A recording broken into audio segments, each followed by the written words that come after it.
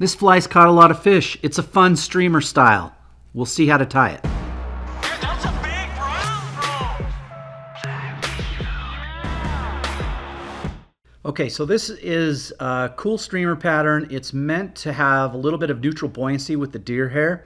Also going to talk about a couple of new doodads we have in the shop, including the hairline bead applicator.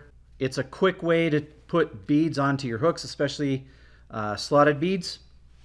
And we're going to tie it on the blacked out Renzetti Traveler saltwater version with the new crank and the extended neck shaft.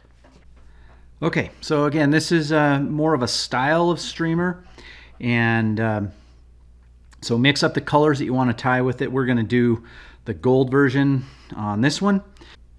Okay, so we've got the bead on our hook, and as I alluded to earlier, we're using these awesome little bead holders from Hairline.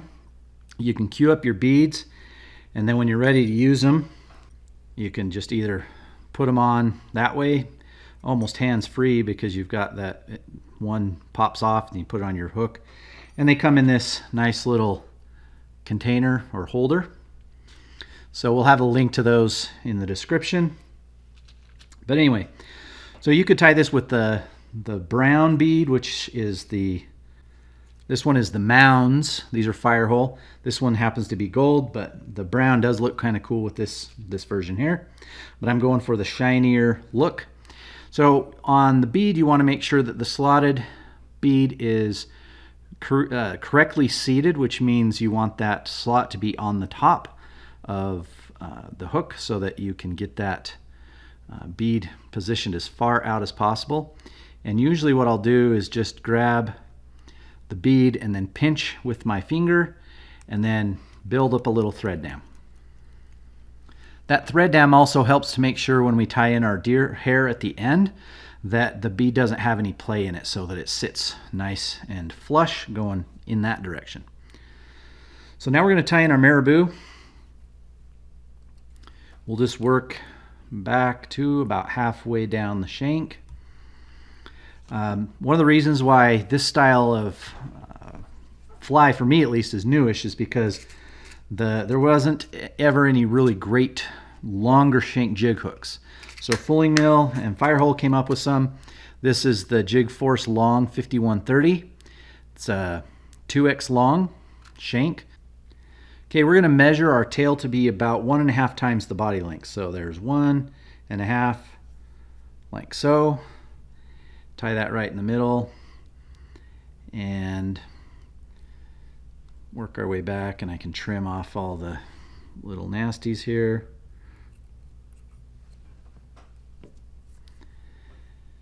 And work my way back to the bend of the hook.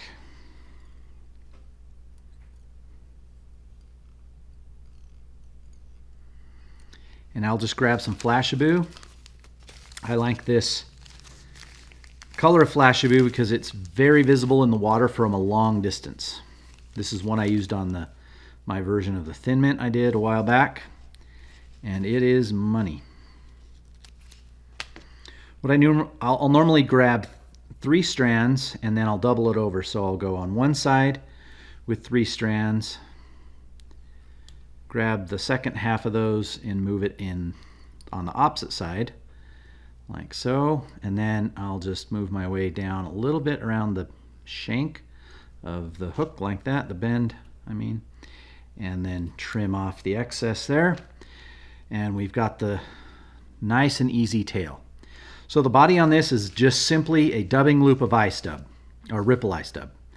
This stuff is awesome. Super sparkly, very visible from long distances, and it picks up a lot of light, and it gives your fly a lot of body. So grab your favorite dubbing loop tool, whether it's the turbo dubbing spinner or the Loon Gator Grip, and we're going to make a dubbing loop.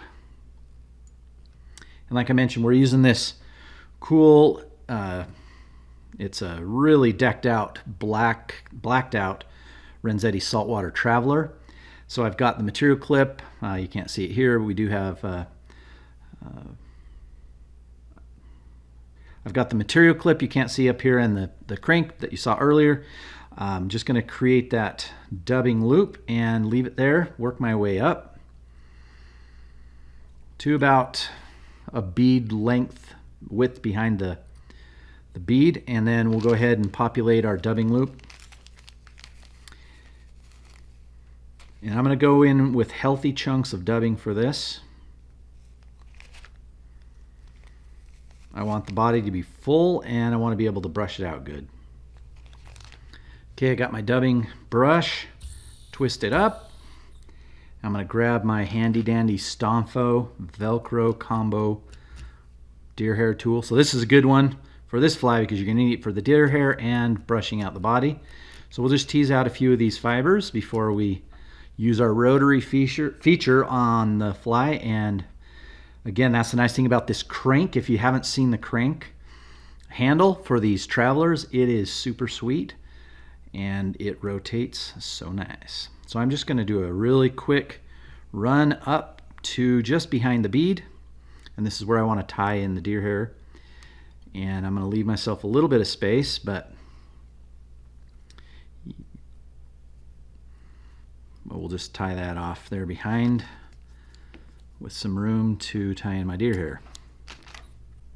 So this is about the space that we're going to use to tie in the deer hair, but I'm going to go ahead and brush this body out pretty good first.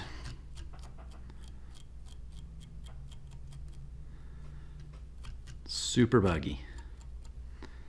So that looks kind of like a mess, but when it gets wet, it just lays back and looks good.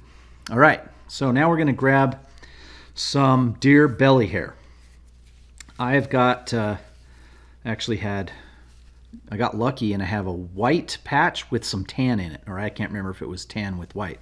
But either way, I tie these in all sorts of colors, but this gold, tan, and white are probably my favorite.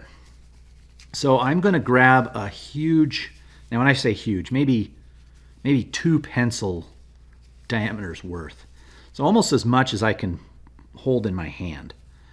That's how much deer hair I'm going to use. So I want this all in one chunk. We're going to spin this, we're not stacking it.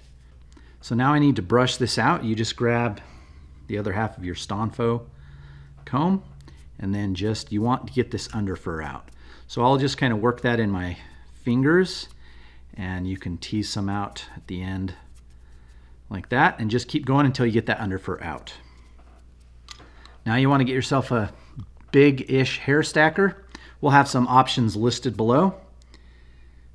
And we want to stack the tips because the tips are going to go back against the body, and I want them relatively even.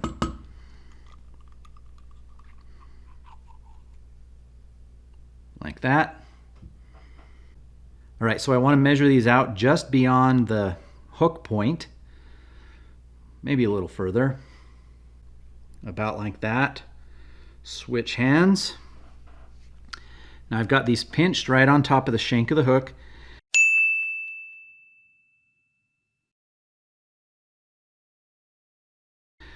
Now at this point you could switch to some gel spun or other thread that you have trust in for doing deer hair. But I'm going to do 2 very loose wraps, and then I'm going to do the third one and start to allow my fingers to let go of the deer, and it is going to rotate around the hook as I give it some more pressure.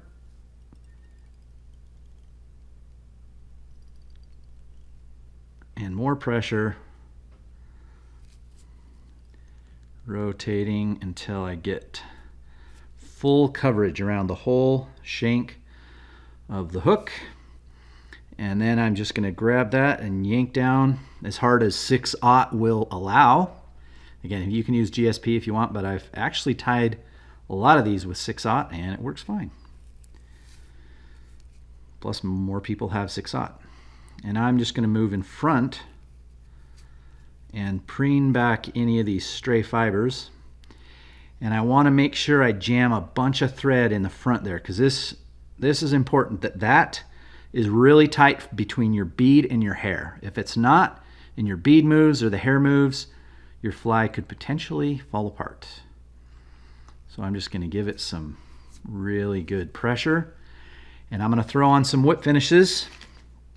I usually do 2, and that's where it gets a little tricky. What I do is I'll just hold the thread bobbin in my palm, pull these back, and then just come in here and give it a good 4-turn whip finish and do that again. And then we'll do another whip finish, and guess what? This is a midge whip finisher, but yet it still works on a big streamer, or big-ish streamer. Okay, done with that. Just realizing I've used like 3 different pairs of scissors I have lying around here. Okay, so now the fly is done. We just need to trim it. And I'm not going to get too fancy. You could grab a razor blade if you want, but I have done it both ways, and I prefer scissors with this one because it's a pretty straightforward trim job. So what I'll do is just get these fibers kind of preened back and lined up ready for the old trim. And I'm going to come in here right on the top and just work my first cut back to where the points are, the fibers that go back against the body. And it's okay if I nip a few of them, but I just want to make sure I've got all of these guys gone. So if you preen those back and you come up here on top and just you cut out a little section like so, and then you just continue all the way around the remainder of the collar and just trim off those butt ends. And I find if you come at it from, once you have your first chunk done, you can kind of come in here and just put your scissors against the collar and find the butt ends and just trim them like that. That way you just go around this way. All right, so basically you just trim up those butt ends so that it's kind of flush and relatively even. I mean, that's obviously going to get chewed up a bit, but that collar right there will help provide a little bit of buoyancy and provide body to the fly. You can fish this. I've been fishing it on lakes. You can also fish it on rivers. You can use, if you want to look at our Euro jig streamer, both the pattern and the time we're out on the river fishing them, we show kind of how that works. This is an awesome fly for that as well. And again, mix and match the colors. This is one of my favorite color combos, kind of patterned after Cheech's trout slider, which is an awesome pattern in and of itself. This one you can do in white. I've done it in black, olive, kind of sculpinish colors. If you want to crank on a little bit more weight, you can tie in a little bit of an underbody. But anyway, whatever color scheme you use, it's a fun little style to try, so give it a try. Link to all the materials and everything you need to tie this fly is in the description below.